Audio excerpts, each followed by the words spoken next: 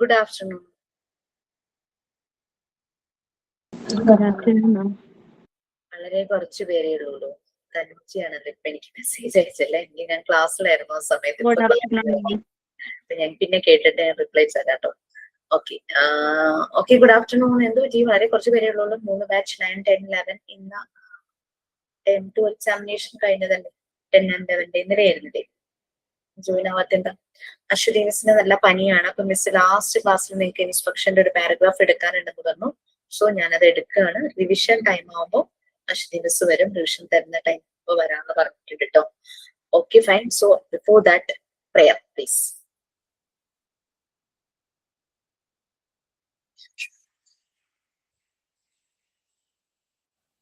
Good afternoon, ma'am.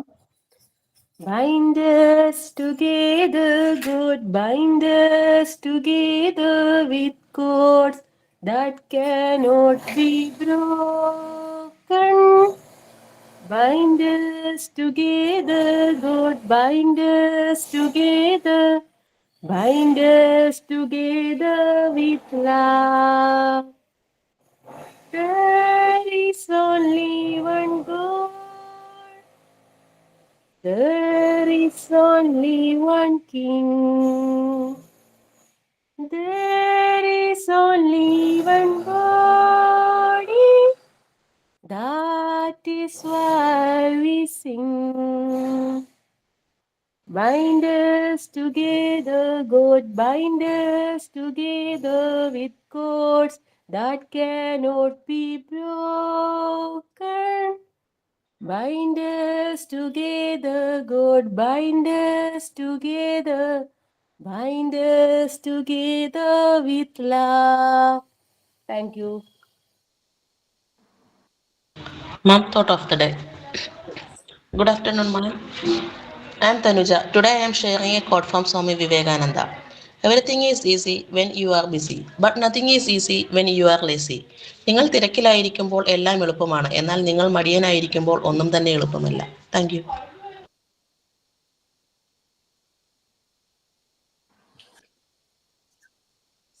Okay, ഞാൻ plan ചെയ്യുന്നത് ശരിയാണെന്ന് അറിയില്ല കേട്ടോ. ആ ഒരു ലെസൺ ഇന്നുകൊണ്ട് ബ്രീഫ് ചെയ്യാനാണ് ഉദ്ദേശിക്കുന്നത്. But definitely I will provide revision class for you. So no tension. പിന്നെ PG എക്സാമിനെ കുറിച്ച് ഒട്ടും ബോധർ ചെയ്യണ്ട. നിങ്ങൾക്ക് പേടി തോന്നും, കാരണം കുറേ കടല് പോലെ ഉണ്ടല്ലോ. ശരിക്കും നമ്മൾ അതിന്റെ ആ ഒരു കണ്ടന്റ് മനസ്സിലാക്കുക എന്നുള്ളതേ ഉള്ളൂ. ജസ്റ്റ് എഡ്യൂക്കേഷൻ എങ്ങനെ അതിന്റെ ക്വാളിറ്റി ഇംപ്രൂവ് ചെയ്യണം, അതിന് ആസ് എ ടീച്ചർ ഞാൻ എന്ത് ചെയ്യണം, ഞാൻ എവിടെയൊക്കെ ശരിയാകാനുണ്ട്, നമ്മുടെ ഒരു self analysis, self criticism, self judgment ഞാൻ കറക്റ്റ് ആവണം അല്ലെ. ഓരോ വർഷം കഴിയുന്നതോറും നമ്മൾ കൂടുതൽ അപ്ഗ്രേഡഡ് ആകുന്നുണ്ട്. നമ്മളെ ഹെൽപ്പ് ചെയ്യുന്ന other factors in the education institution, അതാണ് സൂപ്പർവിഷനിൽ നമ്മൾ പറഞ്ഞത്. പിന്നെ ഇൻസ്പെക്ഷൻ അശ്വതി മിസ് എടുത്തുകൊണ്ടിരുന്നൊരു ടോപ്പിക് ആയിരുന്നു. ടീച്ചർക്ക് ഇന്ന് പനി ആയതാണ് കയറാൻ പറ്റിയില്ല. ലാസ്റ്റ് ആ ഒരു പാരഗ്രാഫ് ഞാൻ പറഞ്ഞു കൊടുത്തോളാം എന്ന് ഞാൻ പറഞ്ഞിട്ടുണ്ട്. ഒരു പാരഗ്രാഫിൽ കുറച്ച് കാര്യങ്ങൾ ഉണ്ടെന്ന് ടീച്ചർ പറഞ്ഞു. സോ ഞാനൊന്ന് അതിലേക്ക് വരിക കേട്ടോ.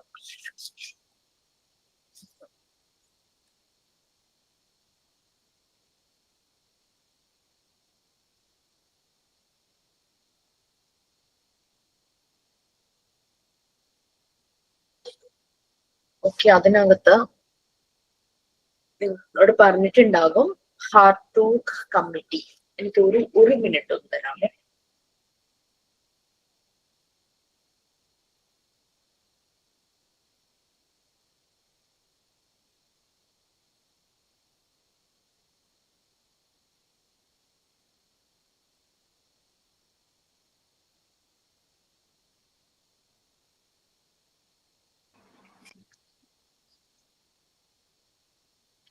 ടീച്ചർ പറഞ്ഞിട്ടുണ്ടാകും, നിങ്ങൾ പാർട്ട് 4 പഠിക്കുന്നുണ്ട് കോത്താരി കമ്മീഷനെ കുറിച്ച്.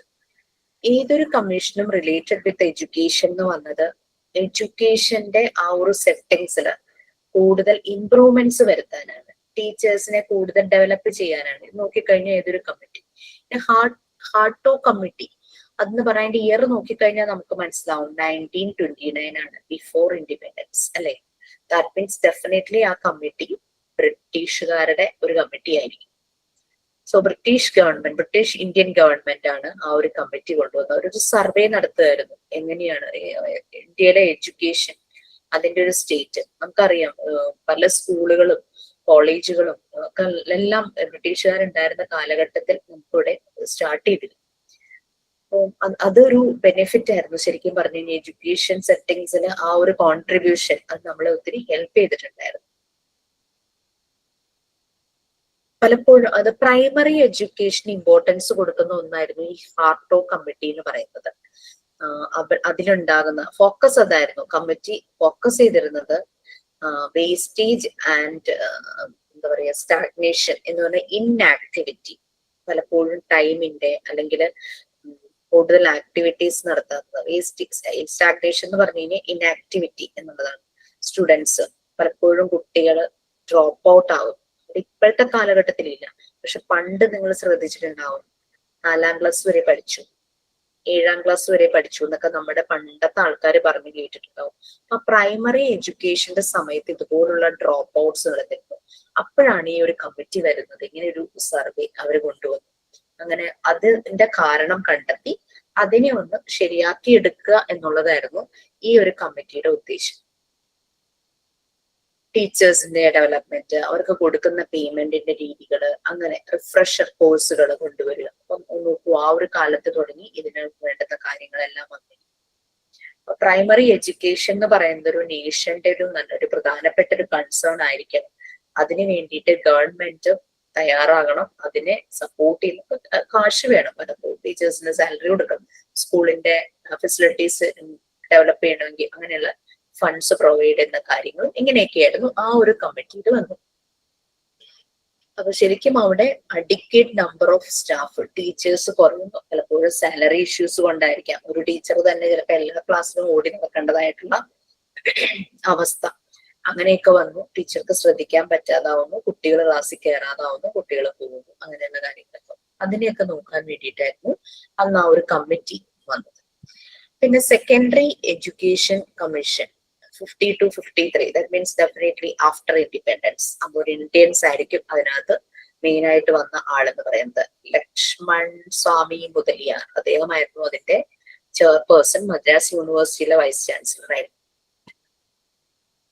ഇത് 1950. ഇതിന്റെ ഉദ്ദേശം നമ്മുടെ രാജ്യത്തെ സെക്കൻഡറി എഡ്യൂക്കേഷൻ സിസ്റ്റം ഇംപ്രൂവ് ചെയ്യുക എന്നുള്ളതായിരുന്നു ഈ ഒരു കമ്മിറ്റിയുടെ ഉദ്ദേശം. സെക്കൻഡറി എഡ്യൂക്കേഷൻ കമ്മീഷൻ, ഈ ഒരു കമ്മീഷന്റെ ഉദ്ദേശം.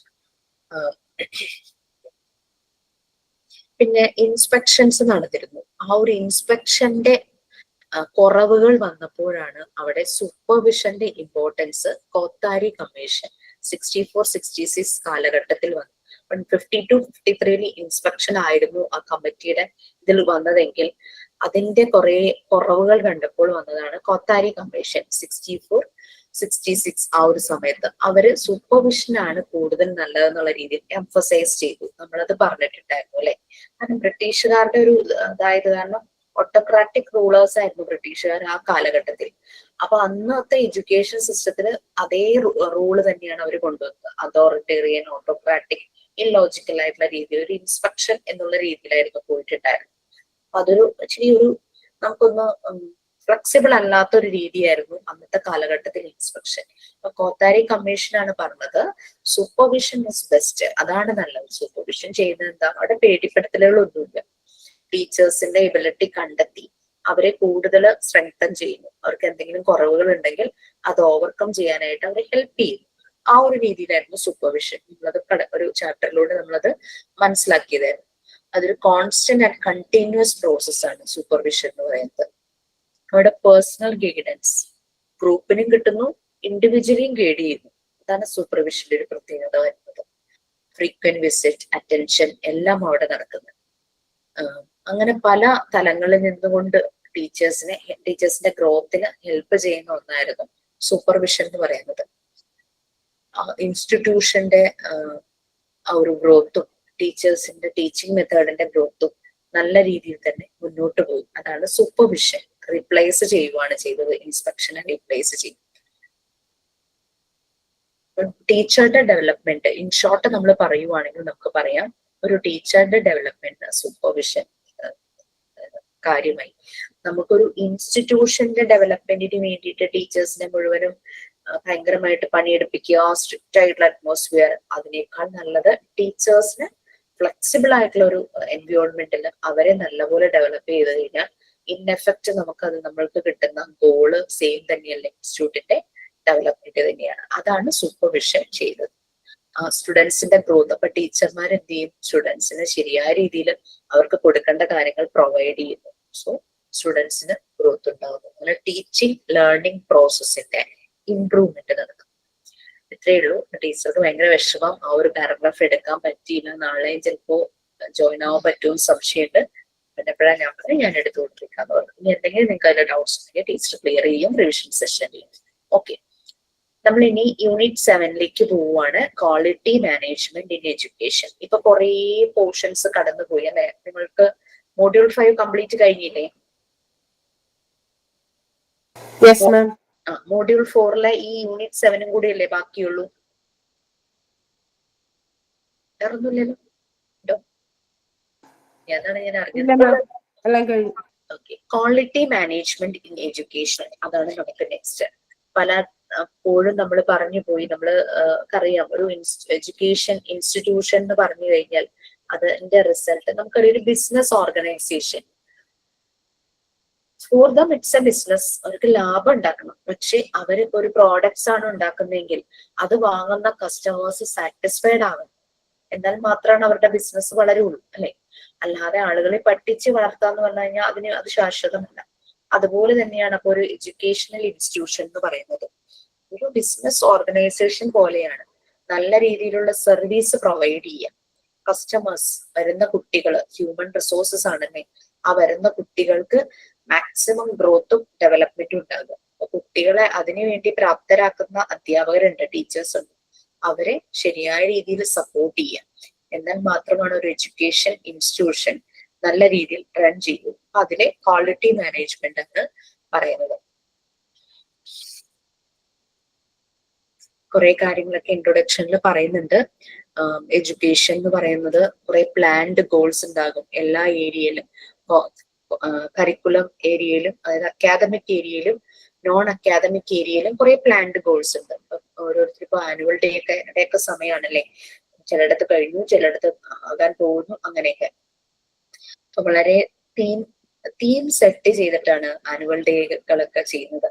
അപ്പൊ മോന്റെ സ്കൂളിലും അങ്ങനെ ഒരു തീം സെറ്റ് ചെയ്യാറുണ്ട്. പലപ്പോഴും സോഷ്യൽ ഇഷ്യൂസിനെ എംഫസൈസ് ചെയ്ത് അവിടുത്തെ ടീച്ചേഴ്സും കുട്ടികളും പാരന്റ്സും കൂടെ ചേർന്ന് ചെയ്യുന്ന സ്കിറ്റ് ഉണ്ട്. അപ്പൊ ഈ പ്രാവശ്യം എനിക്ക് ഒരു റോൾ ഉണ്ട് കേട്ടോ. എന്റെ റോള് വേറൊന്നുമില്ല, അതില് ടീച്ചേഴ്സും കുട്ടികളും കൂടെയുള്ള ഒരു സ്കിറ്റാണ്. അപ്പൊ ഇപ്പോഴത്തെ കുട്ടികളുടെ ചില അൺസോഷ്യബിൾ ബിഹേവിയർ ഒക്കെ ഉണ്ടല്ലോ. ക്ലാസ്സിൽ ടീച്ചർ വരുമ്പോൾ റെസ്പെക്ട് ചെയ്യാതിരിക്കുക, സംസാരിച്ചുകൊണ്ടിരിക്കുക, ടീച്ചർ പറയുന്നത് ശ്രദ്ധിക്കാതിരിക്കുക, ബാഡ് വേർഡ്സ് യൂസ് ചെയ്യുക, പിന്നെ അതുപോലെ തന്നെ മൊബൈലൊക്കെ ഇങ്ങനെ അറിയാതെ കൊണ്ടുവന്ന് അത് ഉപയോഗിക്കുക, അങ്ങനത്തെ കാര്യം. ആ ഒരു ഇഷ്യൂവിനെ ഫോക്കസ് ചെയ്തിട്ടാണ് ഇവർ സ്കിറ്റ് എടുത്തിരിക്കുന്നത്. അപ്പൊ എന്റെ റോള് വേറെ ഒന്നുമില്ല, ഒരു ക്ലാസ് റൂമിലേക്ക് വരുന്ന ടീച്ചർക്ക് ഡബ് ചെയ്യുക, അത്രയേ ഉള്ളൂ എന്റെ റോള്. മേ ബി ഞാൻ മോന്റെ ക്ലാസ് ടീച്ചറെ വിളിച്ചു, ഇങ്ങനെ ഒരു മെസ്സേജ് പറയാൻ വേണ്ടിയിട്ട് വിളിച്ചത്. വിളിച്ചത് കാര്യം പറഞ്ഞു വെച്ച് കഴിഞ്ഞപ്പോഴേക്കും ടീച്ചർ എന്നെ ഒരു 5 മിനിറ്റ് കഴിഞ്ഞപ്പോൾ തിരിച്ചു വിളിച്ചു. എന്നോട് ചോദിച്ചു, ഇങ്ങനെ ഒരു സ്കിറ്റ് ഉണ്ട്, ആ സ്കിറ്റിന് ഒരു ടീച്ചർക്ക് സൗണ്ട് കൊടുക്കണം, ഡബ് ചെയ്യണം. അപ്പൊ അതാണ് റോൾ എന്ന് പറഞ്ഞു. അങ്ങനെ എനിക്ക് സിറ്റുവേഷനും ഡയലോഗും അയച്ചു തന്നു. ഇന്ന് രാവിലത്തെ പണി അതായിരുന്നു. ഡയലോഗ് ആ വോയിസ് മോഡുലേഷനോട് കൂടി ആ ഒരു ഫീൽ ഉൾക്കൊണ്ട് പറയുക. അപ്പൊ ടീച്ചർ ഫസ്റ്റ് ക്ലാസ്സിൽ വരുമ്പോ തന്നെ വളരെ തിരിച്ച് കുട്ടികളെ വിഷ് ചെയ്യുന്നതാണ് ഫസ്റ്റ് ഡയലോഗ്. സെക്കൻഡ് ഡയലോഗ് വന്നിട്ട് ടീച്ചർ ദേഷ്യം വരുന്നു, കുട്ടികൾ ഇങ്ങനെ പറഞ്ഞനുസരിക്കുന്നില്ല, ഞാൻ സംസാരിക്കുന്നു, ബാഡ് വേർഡ്സ് യൂസ് ചെയ്യുന്നു. അപ്പൊ ഭയങ്കര ദേഷ്യത്തോടു കൂടി പറയുന്ന ഒരു ഡയലോഗ്. ഭയങ്കര രസമാട്ടോ എന്റെ ഡയലോഗ്. അത് കഴിഞ്ഞിട്ട് പിന്നെ പറയണത് ഇത് വിഷമം. ടീച്ചർ അങ്ങ് ഡെസ്പയർ ആയി, നിരാശയായി, സങ്കടമായി. പറഞ്ഞിട്ട് കാര്യമില്ല, പറഞ്ഞിട്ട് ഇവരെ അനുസരിക്കുന്നില്ല, അങ്ങനെ വിഷമത്തോടു കൂടി പറയുന്ന ഡയലോഗ്. അങ്ങനെ 2-3 സിറ്റുവേഷൻസ് ആണ്. അപ്പൊ ഇത് പലപ്പോഴും എനിക്ക് തോന്നുന്നു കുട്ടികളുടെ ഉള്ളിലേക്ക് ഒരു മെസ്സേജ് കടത്തി വിടാനും അങ്ങനെയുള്ള കാര്യങ്ങൾ. ഈ എഡ്യൂക്കേഷന്റെ ഒരു ക്വാളിറ്റി. അപ്പം ഓരോ സ്കൂളിലും ഓരോ വർഷം കഴിയും തോറും ആനുവൽ ഡേ ഭയങ്കര ഭംഗിയാക്കുന്നു അവര്, ആർട്സ് ഫെസ്റ്റ് ഭംഗിയാക്കുന്നു, സ്പോർട്സ് അവർ നല്ല രീതിയിൽ നടക്കുന്നു, പല പല അതർ ആക്ടിവിറ്റീസ്, ഫുഡ് ഫെസ്റ്റ്, പിന്നെ സയൻസ് എക്സിബിഷൻ, മലയാളം ക്ലബ്, അങ്ങനെ ലാംഗ്വേജ് ക്ലബ്, അവരുടെ ആക്ടിവിറ്റീസ്, പിന്നെ സോഷ്യൽ ക്ലബ്ബുകാര് എക്സ്പ്ലോർ ചെയ്യുന്നു, പുറത്തുപോയി ചരിത്രപ്രധാനമായ സ്ഥലങ്ങൾ കാണുന്നു. ഇങ്ങനെ പല രീതിയിലുമാണ് ഇപ്പോൾ സ്കൂളുകൾ അവർ എക്സ്പാൻഡ് ചെയ്യാണ്. പണ്ടൊരു ക്ലാസ് റൂമിനകത്ത് 4 ചുമരിൽ ഒതുങ്ങിയത് അവര് എക്സ്പാൻഡ് ചെയ്ത് പുറത്തേക്ക് പോകുന്നു. എക്സ്പ്ലോറേഷൻ, നമ്മുടെ മറിയാം മോണ്ടിസോറി പറഞ്ഞതല്ലേ, എക്സ്പ്ലോറേഷൻ ഹ്യൂമൻ ടെൻഡൻസിയിൽ വളരെ ഇമ്പോർട്ടന്റ് ആയിട്ടുള്ള ഒന്നാണ്. മനുഷ്യര് ജീവിച്ചിരിക്കുന്നിടത്തോളം കാലത്തോളം അവർക്ക് എക്സ്പ്ലോർ ചെയ്യാൻ ഭയങ്കര താല്പര്യമാണ് പല കാര്യങ്ങളെ കുറിച്ച്. അപ്പൊ അത് ഓക്കെ. ഒരു ബിസിനസ് ഓർഗനൈസേഷൻ ആണെങ്കിൽ നമുക്കറിയാം കസ്റ്റമറുടെ നീഡ്സ് അത് നമ്മൾ എപ്പോഴും മീറ്റ് ചെയ്യാനായിട്ട് നോക്കും. അവരുടെ continuous improvement, leadership, human resources, development in system, fear reduction, recognition and reward. കുട്ടികൾക്ക് പേടിയാണെങ്കിൽ സ്കൂളിലേക്ക് വരില്ല. ടീച്ചേഴ്സിന് പേടിപ്പിക്കുന്ന ഒരു അന്തരീക്ഷമാണെങ്കിൽ അവരും വർക്ക് ചെയ്യാൻ അവർക്ക് ബുദ്ധിമുട്ടായി വരും. കുട്ടികൾ ചെയ്യുന്ന പല കാര്യങ്ങൾക്കും അപ്രൈസൽ കിട്ടുവാണെങ്കിൽ, അവർക്ക് ഒരു റിവാർഡ് കിട്ടുവാണെങ്കിൽ, അല്ലെങ്കിൽ ടീച്ചേഴ്സ് ചെയ്യുന്ന കാര്യങ്ങൾക്ക് ടീച്ചേഴ്സിന്റെ അപ്രൈസൽ കിട്ടുവാണെങ്കിൽ, അവർക്കൊരു ഡീസന്റ് പേയ്മെന്റ് കിട്ടുവാണെങ്കിൽ, അതെല്ലാം ആ ഒരു ഇൻസ്റ്റിറ്റ്യൂഷന്റെ ഗ്രോത്തിലേക്ക് കൊണ്ടുപോകും. ക്വാളിറ്റി എന്ന് പറയുന്നത് ഈ ഒരു ഏരിയകളിലെല്ലാം വരും. ചെറിയ കാര്യമാണെങ്കിൽ ടീച്ചേഴ്സ് മാത്രമല്ല, അവിടെ സപ്പോർട്ടിങ് സ്റ്റാഫ് വേറെയുണ്ട്, cleaning staff, drivers, office staff, അങ്ങനെ പലരും ഉണ്ട്. അങ്ങനെ ഓരോ ഏരിയയിലും അവർക്ക് നീഡ്സ് മനസ്സിലാക്കി അതിനനുസരിച്ച് അവരെ ഗ്രോ ചെയ്യാനായിട്ട് ഹെൽപ്പ് ചെയ്യുന്ന ഒരു ക്ലൈമറ്റ് ആണ് ആ ഒരു സ്കൂളിൽ അല്ലെങ്കിൽ ഒരു ഇൻസ്റ്റിറ്റ്യൂഷനിൽ ഉള്ളതെങ്കിൽ ആ ഇൻസ്റ്റിറ്റ്യൂഷന്റെ ക്വാളിറ്റി ഹൈ ലെവലിലാണെന്ന് തന്നെ നമുക്ക് പറയാം. അതേസമയം അങ്ങനെയല്ലെങ്കിൽ സ്റ്റാഫുകൾ കൊഴിഞ്ഞു പോകുന്നു, കുട്ടികൾ പതുക്കി വെച്ച് പോകുന്നു, സ്കൂൾ മാറിപ്പോകുന്നു, അങ്ങനെയുള്ള പല കാര്യങ്ങളും സംഭവിക്കും. ഹയർ എഡ്യൂക്കേഷന്റെ ആ ഒരു ക്വാളിറ്റി കിടക്കുന്ന ഓരോരോ ഏരിയ ആണ് നമ്മൾ പറയുന്നത്. അപ്പൊ ക്വാളിറ്റി ഇൻ എഡ്യൂക്കേഷൻ എന്ന് പറയുന്നത് ഒരു മൾട്ടി ഡയമെൻഷണൽ കൺസെപ്റ്റ് ആണല്ലേ. ഒരു ഏരിയയിൽ മാത്രമല്ല ക്വാളിറ്റി വേണ്ടത്, ഇങ്ങനെ എല്ലാ ഏരിയയിലും കൂടെ മൾട്ടി ഡയമെൻഷൻ ആണ്. ആ ഒരു ഇതിൽ ക്വാളിറ്റി വേണം. അപ്പൊ അതിന് വേണ്ടിയിട്ട് റിലേറ്റഡ് ഫങ്ഷൻസും ആക്ടിവിറ്റീസും നമ്മൾ ചെയ്യണം. ആ ഒരു സ്കൂൾ ലെവലാണെങ്കിലും യൂണിവേഴ്സിറ്റി ലെവലിലാണെങ്കിലും ഒരു കോളേജ് ആ ഒരു ലെവലിലാണെങ്കിലും അതെല്ലാം ചെയ്യണം. അപ്പോ ഒരു സ്കൂളിന്റെ ക്വാളിറ്റി എന്ന് പറയുന്നത് എപ്പോഴാണ് വരുന്നത്? അതിന്റെ റിസൾട്ട് വരുമ്പോൾ അല്ലെ. 10th പാസ്സായി ഒരു 10th റിസൾട്ട് വരുമ്പോൾ നമ്മുടെ മക്കൾ ആ സ്കൂളിലേക്ക് ചേർക്കണം എന്ന് ആഗ്രഹം ഉണ്ടെങ്കിൽ നമ്മൾ അന്വേഷിക്കും അവിടുത്തെ 10th റിസൾട്ട് എങ്ങനെ ഉണ്ടായിരുന്നു അല്ലെ. തീർച്ചയായിട്ടും 10 വരെയുള്ള ഒരു സ്കൂളാണെങ്കിൽ +2 നമ്മൾ ഒരിടത്ത് ചേർക്കാൻ പോകുന്നത്, നമ്മൾ അന്വേഷിക്കും അവിടുത്തെ പ്ലസ് 1 +2 റിസൾട്ട് എങ്ങനെയുണ്ടായിരുന്നു, നമ്മൾ ഏത് ബ്രാഞ്ചിലാണോ ചേർക്കാൻ പോകുന്നത് അത് അന്വേഷിക്കും. ഈ ഒരു പ്രൊഫഷണൽ കോഴ്സിനാണ് ചേർക്കുന്നതെന്ന് വിചാരിക്കും. ഇപ്പൊ ഡിഗ്രിക്കും ഉണ്ടെന്ന് തോന്നുന്നു. അങ്ങനെ ഡിഗ്രി ലെവലിൽ ചേർക്കാനായിട്ട് നമ്മളൊരു സ്കൂളിൽ അല്ലെങ്കിൽ ഒരു കോളേജിൽ നമ്മൾ ചെല്ലുമ്പോൾ, അല്ലെങ്കിൽ ഒരു യൂണിവേഴ്സിറ്റിയുടെ അണ്ടറിലുള്ള ഒരു കോളേജിൽ നമ്മൾ ചെല്ലുമ്പോൾ നമ്മൾ അന്വേഷിക്കും പ്ലേസ്മെന്റ് എങ്ങനെയാണ് അവിടെ അല്ലെ. അപ്പൊ റിസൾട്ടിലാണ് ശരിക്കും പറഞ്ഞു കഴിഞ്ഞാൽ ക്വാളിറ്റി ചെന്നെത്തുന്നത്. ആ ഒരു ഇൻസ്റ്റിറ്റ്യൂഷന്റെ റിസൾട്ട്, ഒരു കൺക്ലൂഡ് ചെയ്യുന്നത് എപ്പോഴാണ്? റിസൾട്ട് വരുമ്പോൾ. അതിലേക്കാണ് ഈ ക്വാളിറ്റി ചെയ്യുന്നത്. ഞാൻ ഇങ്ങനെ പോകുന്നത് തീർക്കാൻ വേണ്ടി ഫസ്റ്റ് പേജിൽ കറക്റ്റ് എന്ന് മീനിങ്. പിന്നെ എന്താ പറയുക,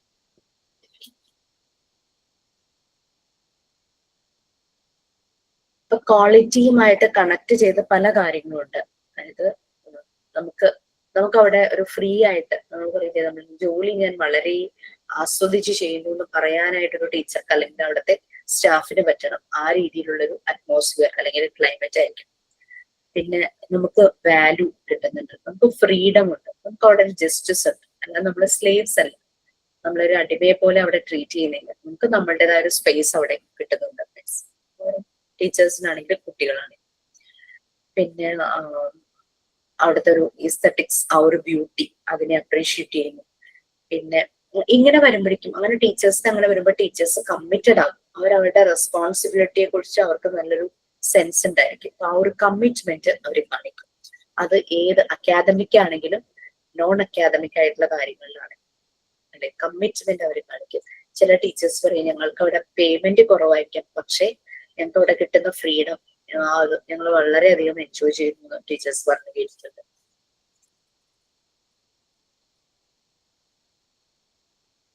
അപ്പൊ ഒരു ടീച്ചേഴ്സ് എന്ന് പറയുമ്പോൾ ഒരു വെൽ എഡ്യൂക്കേറ്റഡ് ഒരു പേഴ്സൺ ആയിരിക്കും അല്ലെ, അവിടെ നിന്ന് ഇറങ്ങുന്ന കുട്ടികളും എഡ്യൂക്കേറ്റഡ് ആണ്.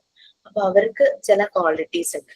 ലൈക്ക് അവരൊരു കെയറിങ് ആൻഡ് കേപ്പബിൾ പേഴ്സൺ ആയിരിക്കണം. പിന്നെ പലപ്പോഴും ഇൻഡിവിജ്വലിനെയും ഗ്രൂപ്പിനെയും അവർക്ക് മാനേജ് ചെയ്യേണ്ടതായിട്ട് വരും.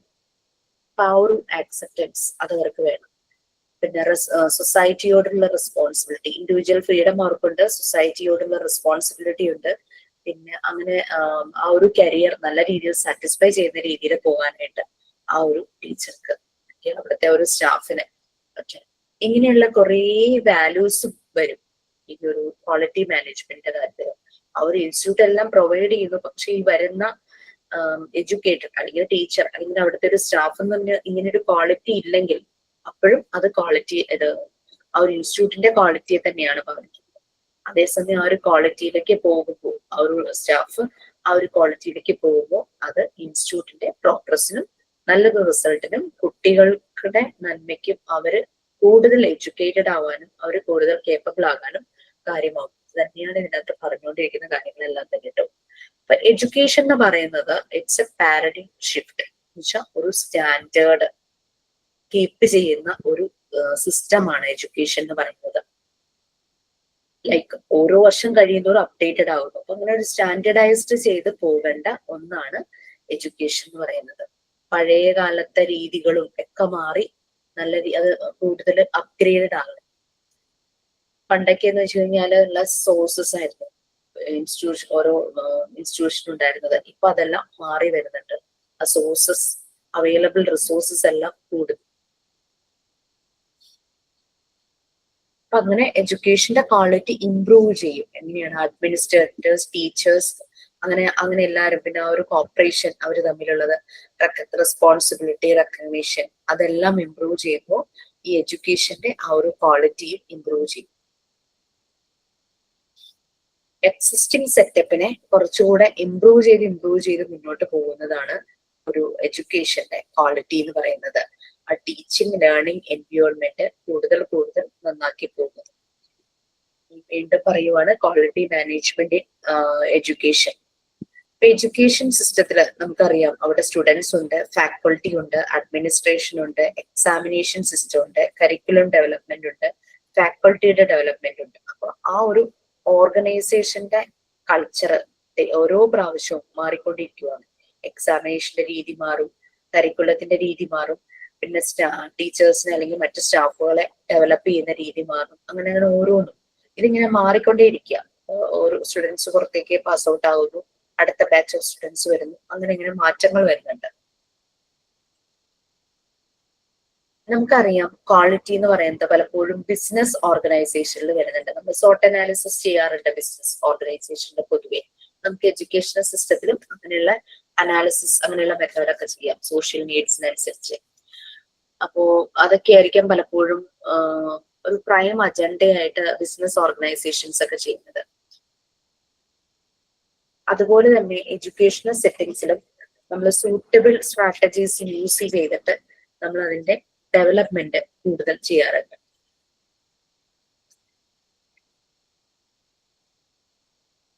ഇനി പലപ്പോഴും ഇങ്ങനെ ക്വാളിറ്റി അനാലിസിസിന് വേണ്ടിയിട്ട് പല ഇപ്പം ഇൻസ്പെക്ഷനും സൂപ്പർവിഷന്റെയും കാര്യം പറഞ്ഞപ്പോ പല കമ്മിറ്റി ഫോം ചെയ്ത് ഒരു സ്കൂളിൽ എന്ത് വേണം അങ്ങനെയുള്ള കാര്യങ്ങളെല്ലാം ഡിസ്കസ് ചെയ്തില്ലേ.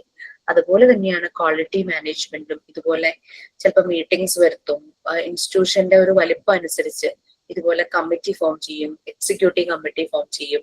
ഇനി നെക്സ്റ്റ് നമ്മൾ മാറ്റങ്ങൾ വരുത്താൻ എന്ത് ചെയ്യണം, നെക്സ്റ്റ് അക്കാദമിക് ഇയർ എന്ത് ചെയ്യണം, അങ്ങനെ ആ രീതിയിലുള്ള മീറ്റിംഗ്സും അങ്ങനെയുള്ള കമ്മിറ്റികളും ഇങ്ങനെ ഓൾറെഡി എക്സ്പീരിയൻസ് ചെയ്തു പോയ കാര്യങ്ങളിൽ നിന്നും പുതിയ കാര്യങ്ങൾ മനസ്സിലാക്കി അവരെ കൂടുതൽ മെച്ചപ്പെടുത്താനായിട്ട് നോക്കും എഡ്യൂക്കേഷണൽ സെറ്റിംഗ്സ്.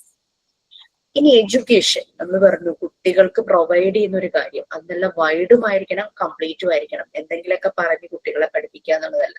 അവരത് നല്ല രീതിയിൽ മനസ്സിലാക്കി അവരുടെ ലൈഫിൽ അവരെ ഹെൽപ്പ് ചെയ്യുന്ന രീതിയിലുള്ള നോളജ് ആക്കി അവർക്ക് കിട്ടണം. ആ രീതിയിൽ എഡ്യൂക്കേഷൻ ആൻഡ് ക്വാളിറ്റി എന്താണെന്നാണ്. അപ്പൊ മെയിൻ ആയിട്ടും ഒരു എഡ്യൂക്കേഷന്റെ ഒബ്ജക്റ്റീവ് എന്ന് പറയുന്നത് പിന്നെ ഡിവൈഡ് ചെയ്തിട്ടുണ്ട്. Social excellence, national excellence, academic excellence. അങ്ങനെ മെയിൻ ഈ ഒരു 3 തീമില് ഡിവൈഡ് ചെയ്തു. സോഷ്യൽ എക്സലൻസ്, ഒരു കൺട്രിയുടെ കൾച്ചർ, അതുമായി ബന്ധപ്പെട്ട കുറേ കാര്യങ്ങൾ ഉണ്ടാവും. മേ ബി സംടൈംസ് അത് റിലീജിയസ് ആയിട്ട് ബന്ധപ്പെട്ടുള്ളതായിരിക്കാം, പൊളിറ്റിക്കൽ സിസ്റ്റംസ് ആയിട്ട് ബന്ധപ്പെട്ടുള്ള കാര്യങ്ങളായിരിക്കാം, ചില ഗ്രൂപ്പ്സ് അല്ലെങ്കിൽ ഓർഗനൈസേഷൻ അങ്ങനെ ബന്ധപ്പെട്ടുള്ള കാര്യങ്ങളായിരിക്കാം അല്ലെ. പല രീതിയിലുള്ള റിലീജിയസ് ബിലീഫ്, ഇപ്പൊ നമ്മളുടെ കൺട്രിയുടെ കാര്യം പറയുവാണെങ്കിൽ കുറേ റിലീജിയസ് ബിലീഫുള്ള ആളുകൾ വളരെയധികം മിങ്കിൾ ചെയ്ത് ജീവിക്കുന്ന ഒരു കൺട്രിയാണ്. ആ ഒരു യൂണിറ്റി ഇൻ ഡൈവേഴ്സിറ്റി എന്ന് പറയുന്ന പോലെ. അങ്ങനെയുള്ള പലതിനെ കുറിച്ചുള്ള ധാരണ കുഞ്ഞുങ്ങളിലേക്ക് കിട്ടുന്നുണ്ടല്ലേ. പക്ഷെ എന്ന് കരുതി അവരതിനെയൊന്നും ഡിസ്ക്രിമിനേറ്റ് ചെയ്യുന്നില്ല. അവർക്ക് ശരിയായ രീതിയിൽ ആ വാല്യൂസ്, ആ ഒരു സോഷ്യൽ എക്സലൻസ്, ആ സോഷ്യൽ നോംസ് അത് കുട്ടികളിലേക്ക് പോകുന്നുണ്ട്. ഇങ്ങനെയുള്ള പല വിശ്വാസങ്ങളും പല റിലീജിയസ് കൾച്ചറും നമ്മുടെ രാജ്യത്തിലുണ്ട്. നമ്മുടെ ഇന്ത്യയെ കുറിച്ച് കുറേ കാര്യങ്ങൾ അവർ പഠിക്കുന്നുണ്ട്. പല രീതിയിലുള്ള ഡിഫറെന്റ് ഗ്രൂപ്പ്, ഇപ്പം ഇതിൽ തന്നെ പല സബ് ഗ്രൂപ്പും അങ്ങനെ കാര്യങ്ങളൊക്കെ ഉള്ളത് കുട്ടികൾക്ക് മനസ്സിലാകുന്നു. ആ ഒരു അതിന്റെയൊക്കെ ഡിഫറൻസും അത് എന്തുകൊണ്ടാണ് അങ്ങനെ ആയതെന്നും നമ്മുടെ കൂടെയുള്ള ഒരാള്, ആ ഒരു സഹോദരി, അതെല്ലാം ഇതിലൂടെയാണ് മനസ്സിലാക്കുന്നത്. പിന്നെ നാഷണൽ എക്സലൻസ്, നമ്മുടെ കൺട്രിയില് കുറെ പേര് സാക്രിഫൈസ് ചെയ്താണ് നമുക്ക് ഇങ്ങനെ ഒരു ഇൻഡിപെൻഡൻസ് ഉണ്ടായത്. ആ ഒരു ബോധം പുതുതായി വരുന്ന കുട്ടികളിലേക്ക് അത് പകർന്നു കൊടുക്കണമെങ്കിൽ നമ്മൾ ഇൻഡിപെൻഡൻസ് ഡേ, റിപ്പബ്ലിക് ഡേ അങ്ങനെയുള്ള അതെല്ലാം വളരെ അതിന്റെ പ്രാധാന്യങ്ങൾ എൻഹാൻസ് ചെയ്തുകൊണ്ട് സ്കൂളിൽ അതുമായിട്ട് കണക്ട് ചെയ്ത പ്രോഗ്രാംസ് സംഘടിപ്പിക്കുന്നു അല്ലെ.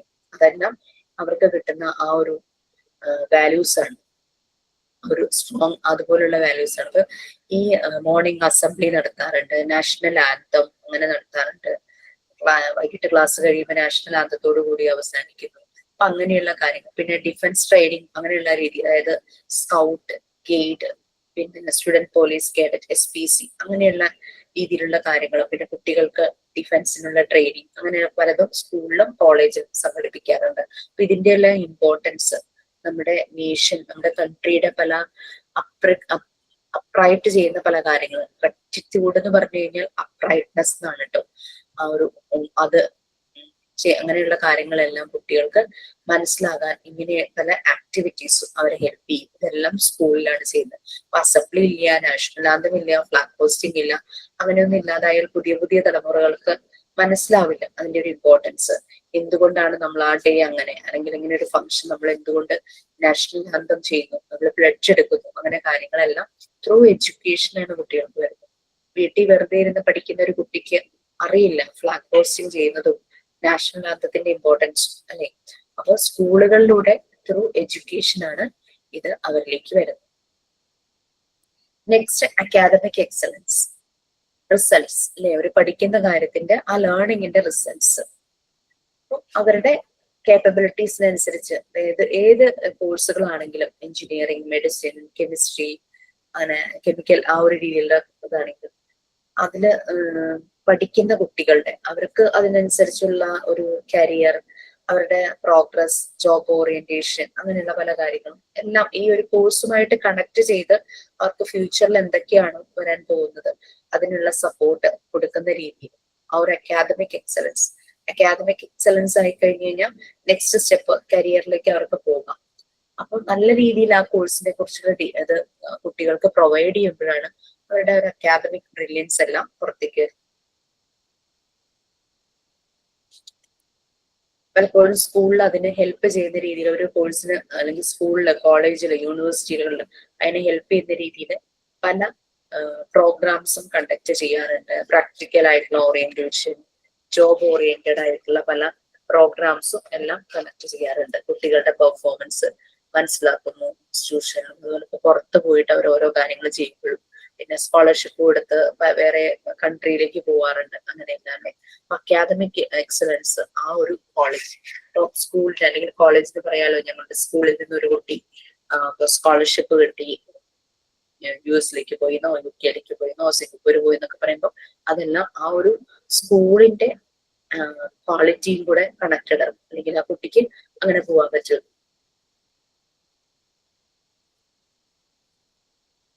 പിന്നെ മിഷനൊക്കെ നമ്മൾ കഴിഞ്ഞ ക്ലാസ്സിൽ വേറൊരു ടോപ്പിക്കിൽ നമ്മൾ പറഞ്ഞിട്ടുണ്ടായിരുന്നു. നമ്മളുടെ ആ ഒരു വിഷൻ, പല ഇൻസ്റ്റിറ്റ്യൂട്ടിനും പല വാല്യൂസും എത്തിക്സും പല കാര്യങ്ങളും ഉണ്ടായിരിക്കാം അവരുടെ മാനേജ്മെന്റിന്റെ രീതികൾക്കനുസരിച്ച്. പിന്നെ അങ്ങനെ വിഷൻ, അതും ഈ ക്വാളിറ്റിയെ ഫോക്കസ് ചെയ്ത് വേണം ഓരോ ഇൻസ്റ്റിറ്റ്യൂട്ടും അവരുടെ വിഷൻ വെക്കാനായിട്ട്. വിഷനും അത് തന്നെ. വിഷൻ എന്ന് പറഞ്ഞു കഴിഞ്ഞാൽ നമ്മളൊരു എന്തെങ്കിലും ഒരു കാര്യം, ഉദ്യമം എന്നൊക്കെ പറയുന്ന പോലെ അത് സക്സസ് ആവുമ്പോൾ നമ്മൾ പറയും മിഷൻ കംപ്ലീറ്റഡ്. പിന്നെ ഗ്ലോബലൈസേഷൻ ഓഫ് സൊസൈറ്റി. ഇവിടെ നമ്മുടെ മോറൽ സൈഡ്, എത്തിക്കൽ സൈഡ്, അങ്ങനെയൊക്കെ നമുക്കത് വായിക്കുമ്പോൾ അത് എന്താണെന്ന് പിടികിട്ടില്ല എന്നേ ഉള്ളൂ. നമ്മുടെ ഒരു സോളിഡാരിറ്റി, ആ സ്പെല്ലിംഗ് ഒന്ന് കറക്റ്റ് ചെയ്യണം. 3ാമത്തെ ലൈനില് സോളിഡാരിറ്റി ആണ്. സോളിഡേറ്ററി എന്ന് പറഞ്ഞിട്ട് കൊടുത്തിട്ടുണ്ട്. സോളിഡാരിറ്റി ആണ്, യൂണിറ്റി അതാണ് ഉദ്ദേശിക്കുന്നത്. Unity and human rights. SOLIDARITY ആണ് സോളിഡാരിറ്റി. അപ്പൊ എഡ്യൂക്കേഷൻ എന്ന് പറയുന്നത് ചെറിയൊരു സ്ഥലത്ത് ഒതുങ്ങുന്നതല്ല. അതിങ്ങനെ ഗ്ലോബലൈസേഷൻ വ്യാപിച്ച് കിടക്കുന്നതാണല്ലേ. നമ്മളിപ്പോ സ്കൂൾ എന്ന് പറഞ്ഞാൽ നമ്മുടെ ആ ലൊക്കാലിറ്റിയിൽ വരുന്നു. നമ്മൾ പിന്നെ ഒരു +1 +2 അതും കഴിഞ്ഞു. അത് കഴിഞ്ഞ് കോളേജ്, അല്ലെങ്കിൽ നമ്മളൊരു പ്രൊഫഷണൽ കോഴ്സ്, അല്ലെങ്കിൽ കുറെ കൂടെ ഹയർ സ്റ്റഡീസ് എന്നൊക്കെ പറയുമ്പോഴേക്കും ഇതിങ്ങനെ എക്സ്പാൻഡ് ചെയ്ത് പോകും. അതാണ് ഒരു സൊസൈറ്റിയുടെ ഒരു അതും പിന്നെ ഒരു സൊസൈറ്റിയുടെ ഡെവലപ്മെന്റിന് ഇവിടുത്തെ ഒരു എഡ്യൂക്കേഷൻ ഇൻസ്റ്റിറ്റ്യൂഷനും കാരണമാകും. ആ ഒരു ഏരിയയിലുള്ള കുട്ടികൾക്ക് പഠിക്കാൻ നല്ലൊരു സ്കൂൾ അവിടെ ഉണ്ടെങ്കിൽ ഡെഫിനറ്റ്ലി അത് ആ സൊസൈറ്റിയുടെ ഗ്രോത്തിനെ തന്നെ ഹെൽപ്പ് ചെയ്യും.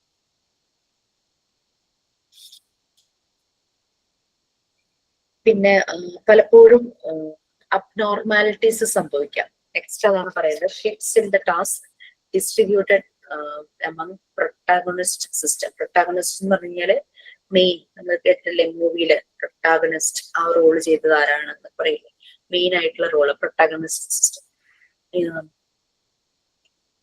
പണ്ടൊക്കെ ഒരു മോണോപോളി ആ ഒരു രീതിയിലായിരുന്നു എഡ്യൂക്കേഷൻ സിസ്റ്റം. അതോറിറ്റേറിയൻ എന്ന് നമ്മൾ പറഞ്ഞു, ഓട്ടോക്രാറ്റിക് റൂൾ. ഒരാളാണ് തീരുമാനിക്കുന്നത്, ഇങ്ങനെ നടക്കണം, ആ സ്കൂളിലെ കാര്യം ഇങ്ങനെ വേണം എന്നുള്ള രീതി. പക്ഷെ അത് മാറി, ഇതെല്ലാം ഒരു ബോർഡിന് അണ്ടർ വന്നു അല്ലെ. അപ്പൊ അതിൽ നിന്നും ഷിഫ്റ്റ് ചെയ്തു. ആ മോണോപോളിസ്റ്റിക് എന്നുള്ള ഒരാൾ കൺട്രോൾ ചെയ്യുന്ന രീതിയിൽ നിന്നും ആ ഒരു എഡ്യൂക്കേഷന്റെ ആ ഒരു റോള് ചേഞ്ച് ചെയ്തു. അപ്പൊ അങ്ങനെ ചേഞ്ച് ചെയ്തപ്പോ ക്വാളിറ്റി സെക്യുല എന്ന് പറഞ്ഞു കഴിഞ്ഞാൽ അബ്നോർമാലിറ്റീസ് ആണ് കേട്ടോ മീനിങ്. ന്യൂ വേർഡ്സ് ഉണ്ട്, അതിനൊന്ന് പറഞ്ഞതാണ്. അപ്പൊ അങ്ങനെ വന്നപ്പോ ഒരാള് കൺട്രോൾ ചെയ്തിരുന്നത് നല്ല രീതിയിൽ കുറച്ചുകൂടെ ഫ്ലെക്സിബിൾ ആയിട്ടുള്ള രീതിയിൽ പോയപ്പോഴേക്കും അതിനകത്തുണ്ടായ അബ്നോർമാലിറ്റീസ് എല്ലാം മാറ്റി അതിനെ കുറച്ചുകൂടെ ക്വാളിറ്റി ഉള്ളതാക്കി മാറ്റാനുള്ള ഒരു ശ്രമമായി. ഓക്കെ, ഇത് നമുക്കറിയാം ഇപ്പോഴത്തെ ഒരു കാലഘട്ടത്തില് കുറച്ചുകൂടെ ടെക്നോളജി ഒക്കെ ഇമ്പ്രൂവ് ചെയ്തിരിക്കുകയാണ്, ടെക്നോളജി ഒക്കെ ഡെവലപ്പ് ചെയ്തിരിക്കുന്ന ഒരു സമയമാണ്. അപ്പോൾ അത് നമ്മുടെ എഡ്യൂക്കേഷൻ സിസ്റ്റത്തിന്റെ ക്വാളിറ്റി ഇംപ്രൂവ് ചെയ്യുന്നതിൽ അതിന്റെ ഒരു റോള് എന്താണെന്നുള്ളതാണ് നെക്സ്റ്റ്.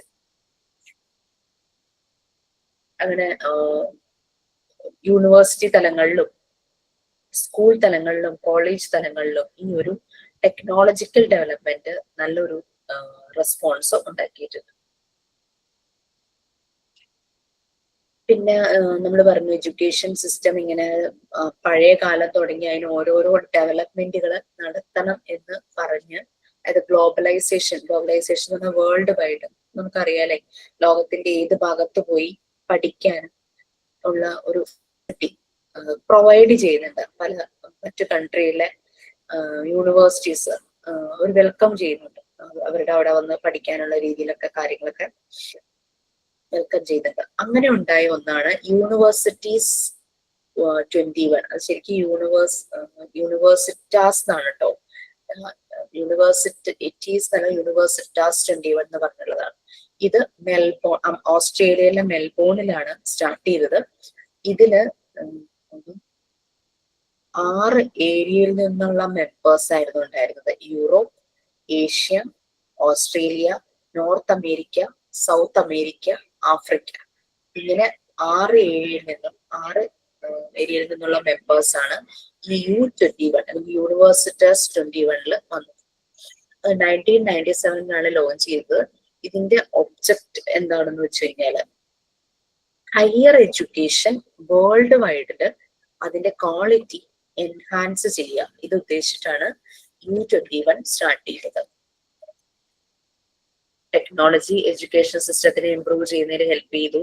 പിന്നെ വേൾഡ് വൈഡ് ആയിട്ട് യൂണിവേഴ്സിറ്റാസ് 21 എന്ന് പറഞ്ഞുള്ളത് സ്റ്റാർട്ട് ചെയ്തു. അതില് Europe, Asia, Australia, north America, south America, Africa, അങ്ങനെ പലതും വന്നു. അങ്ങനെ അതിന്റെ ഒബ്ജക്റ്റീവ് എന്ന് പറഞ്ഞു കഴിഞ്ഞാല് ഗ്ലോബൽ യൂണിവേഴ്സിറ്റീസ് ഹെൽപ്പ് ചെയ്യുന്നു നല്ല ക്വാളിറ്റി ഉള്ള എഡ്യൂക്കേഷൻ പ്രൊവൈഡ് ചെയ്യാനായിട്ട്. അതായത് ഒരു കൺട്രിയിലെ എഡ്യൂക്കേഷൻ ഫെസിലിറ്റി ആ കൺട്രിയിലുള്ളവർക്ക് മാത്രമല്ല മറ്റുള്ളവരെയും വെൽക്കം ചെയ്യുന്ന രീതിയിൽ പ്രൊവൈഡ് ചെയ്യാനായിട്ട് തുടങ്ങി. ക്വാളിറ്റി ഇൻ എഡ്യൂക്കേഷൻ നെക്സ്റ്റ് വീണ്ടും അത് തന്നെയാണ് പറയുന്നത്. നമ്മൾ ഓൾറെഡി പറഞ്ഞ കാര്യങ്ങളൊക്കെ തന്നെ വീണ്ടും വീണ്ടും പറയാണ്. Okay, first and foremost change in education is quality. Education quality തന്നെ അല്ലെ. നമ്മളൊരിടത്ത് എന്തെങ്കിലും കോഴ്സ് ചെയ്യാനായിട്ട് പോകുമ്പോൾ നമ്മളൊന്ന് അന്വേഷിച്ചിട്ട് അവിടെ ചെയ്യുള്ളൂ. ഓക്കെ,